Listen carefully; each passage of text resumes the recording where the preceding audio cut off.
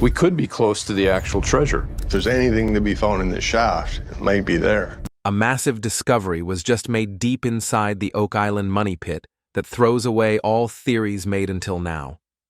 For the first time, there's real evidence of a man-made structure underground, original, untouched, and potentially holding something the world has hunted for over 200 years. What they found beneath the surface changes everything, and it might finally solve the greatest treasure mystery of all time. The data is solid. The evidence is in place. And now, the hunt has shifted from what if to what's next. Descent into the depths. They always said the Oak Island money pit was just a legend, a trap, a wild goose chase buried under layers of failure, disappointment, and rotted timbers. But then, something happened that nobody could deny. A signal, a structure, a discovery that changed the game for the Lagina brothers and their team. This wasn't about myths anymore. It was about standing at the very edge of the truth and digging straight into it. Before we dig any deeper, understand this. The truth buried beneath the Oak Island money pit is far more unsettling than anyone ever expected. And what they uncovered next will leave you questioning everything. If you're fascinated by history, mystery, and real discoveries unfolding in real time, make sure to hit that subscribe button and turn on notifications, because the next chapter in the Oak Island story is just getting started.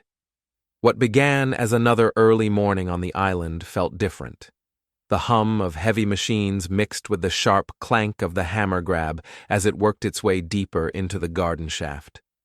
The team from Dumas Contracting wasn't just digging. They were rebuilding a path to something ancient.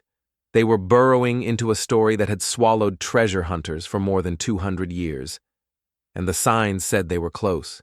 They had no idea what they were about to uncover, or how one strange clue would rewrite the entire history of the money pit. The shaft was sitting at about 23 feet. That's when things started getting strange. Right now, we're about 23 feet. We're going to be marking a little bit more, blowing that in, and then we're going to be installing another 2 sets. The excavated material wasn't just wet and heavy, it was mucky, thick, unnatural. The kind of mud that suggested someone, centuries ago, had packed it down on purpose. A backfill, but not a careless one. The team knew what that meant. Someone had sealed something important. Then came the evidence. Not theory, not a hunch. Real, verifiable clues. Pieces of timber pulled from the shaft were dated, proven to be from the year 1735. That alone sent shockwaves through the team. But it didn't stop there. Water samples drawn from within the shaft showed high traces of gold. Not folklore, actual gold in the water. That kind of data rewrites priorities fast. See, the garden shaft wasn't just some collapsed dig site. It was old, well-crafted, and sitting only a few feet away from a known underground void, something the team had drilled into earlier that same year. That void wasn't just empty space. It was aligned with historical theories. A possible chamber, maybe even a tunnel.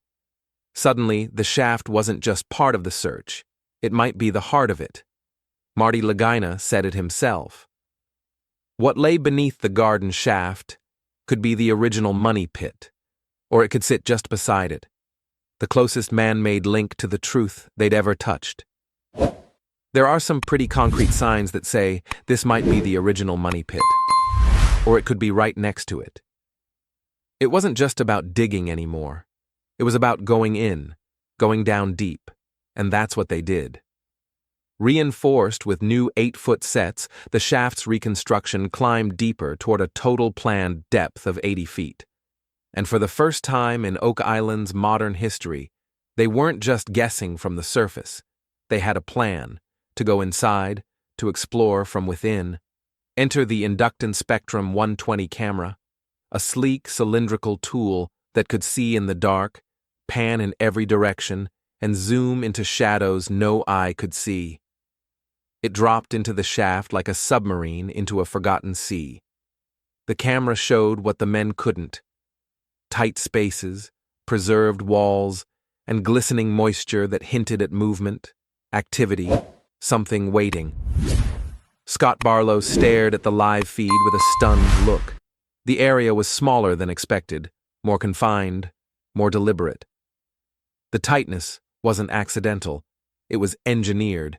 That's when Rick Lagina, the man who first read about Oak Island as a 10-year-old boy, suited up. Safety checks were completed, coveralls donned, helmets fastened. The crew made sure the rebuilt shaft was safe to enter. And for the first time in his life, Rick descended into the very place that had haunted his imagination for over 5 decades. The moment wasn't dramatic by Hollywood standards, but emotionally, it was thunder. Rick stepped off the ladder and touched down inside the garden shaft. He stood inside the darkness and history, staring at original timbers, hands brushing against clay packed by unknown people with unknown motives, hundreds of years ago. There was awe in his voice, and something more, reverence. He wasn't just chasing treasure, he was stepping through time. What he saw confirmed it. Preserved wooden supports, packed dirt walls, and evidence of human design. A hidden effort layered in uncertainty, but undeniable in its intent. Roger Fortin, who had guided him down, pointed out the untouched materials. Original construction, visible below the newer reinforcements. It was old, it was deep, and it had survived. At that level, around 50 feet, Rick and his team began knocking against the wood, listening, feeling, testing for hollows, for tunnels, for chambers. Every knock was a question, every echo, a possible answer. And then the shaft reached 93 feet. That's when everything nearly stopped. Pull the bits and see what's down there. What do you guys think? I'd do it before we run out of time. Okay. The probe drilling crew hit resistance. Not rock, not collapse. Wood. The bit jammed. Something was there. They stopped the drill, cleared the filings, brought up the rods. Bags were collected, examined, and sifted. Not much came up, just debris. But the drilling foreman said something no one could ignore. He was 99.9% certain they hit a wooden structure on the north side of the shaft. A race against time. Oak Island has always been unforgiving. It doesn't care how long you've searched or how much you've sacrificed. It buries what it wants to keep, and when it gives you a clue, it takes something else back. That's exactly what happened next.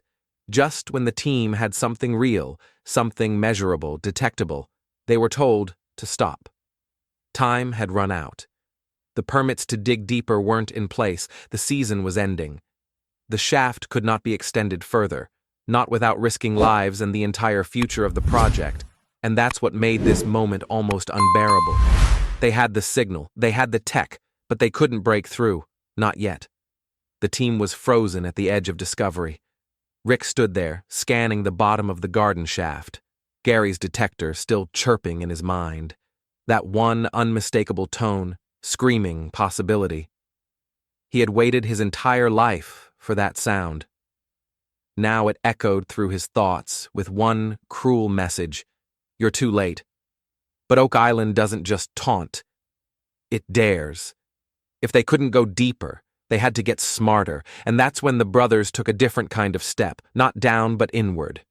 They turned to analysis, planning, projection. This wasn't over. What Gary Drayton had found was no fluke. His CTX 3030 was built for harsh environments. It filtered out modern clutter. It told the difference between iron and treasure. That's why the signal below the shaft mattered so much. It wasn't scrap. It wasn't trash. It was something valuable, buried just beyond reach. The search area was small, tight, confined to a muddy base surrounded by thick timbers. But those signals, those beeps, weren't scattered.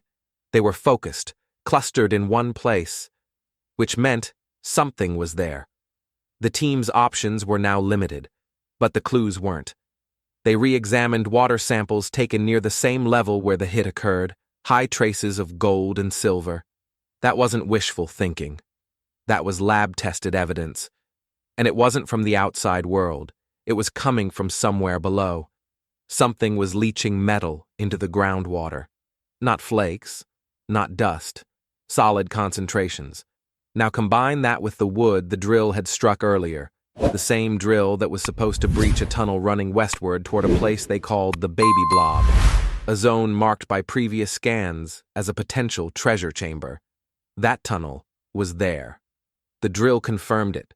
The shaft was sitting right on its edge.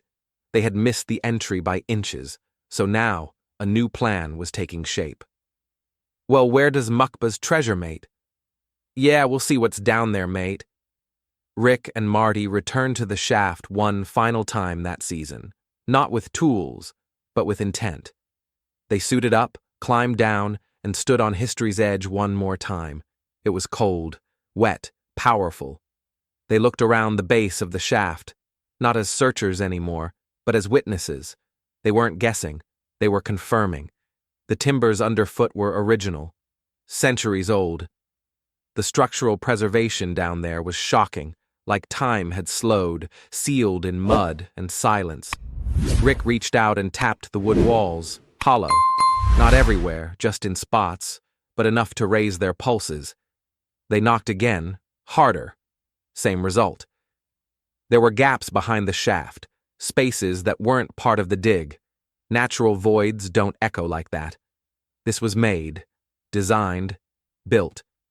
For what, nobody knew, but the answer had to be close. Then came the final act of the season.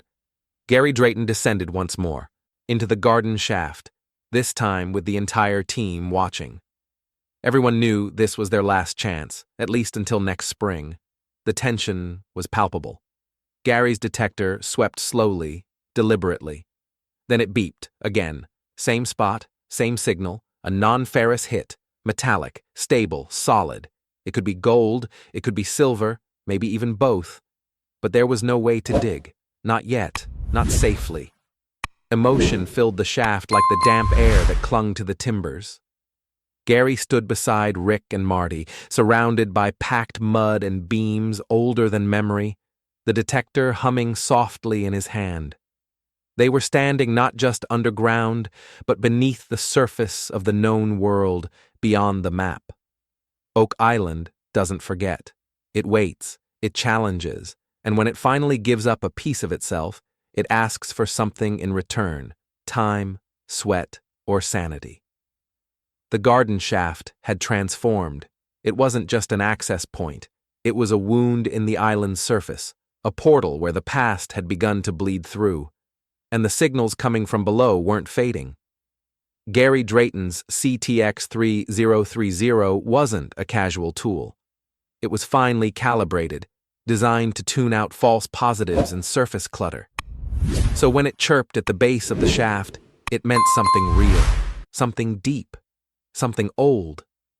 Rick and Marty stood on thick wooden planks, each vibration a reminder that they were surrounded by history, maybe treasure, and unable to touch it. This wasn't just a story anymore. It was a clock ticking, and that clock was nearly out of time. As the season drew to a close, the brothers made their final descent together. 60 years after Rick first read about Oak Island as a boy, he and Marty now stood shoulder to shoulder underground, surrounded by wood older than their nation. It wasn't nostalgia. It was personal. This was where men had bled, gone broke, disappeared. Now, the Laginas stared into the same darkness those men had once faced. They had better tools, but the same hunger. "We are at the base of the old shaft," Rick said. "And if those guys dropped anything, it's here." Marty's reply was simple. "Oh yeah." Beneath their feet, the structure told a silent story. The timbers weren't random. They were arranged, cut, and laid with intention. This wasn't collapse. It was construction. Built for concealment. Meant to last. And then, the breath-tightening revelation came. Everything below the newly installed supports, what Rick and Marty now stood on, was original. Untouched. Preserved in muck and packed clay. Sealed from light and air for centuries. It was a time capsule. Maybe not just for artifacts or tools, but for treasure. All year, the team had been drilling across the Money Pit region using sonar and seismic data. They had mapped voids, traced tunnels, and flagged anomalies. One anomaly, about 95 feet down, was believed to be a chamber. A tunnel, based on coordinates, led toward it, from the exact direction of the garden shaft. That couldn't be coincidence. They had hit the edge of that tunnel. That's what stopped the drill. That's what triggered the detector. And that's where the season ended. But even as the tools were packed up, the work didn't stop. The team regrouped, reviewed footage, studied samples, recalibrated data. They weren't going to make the same mistake again.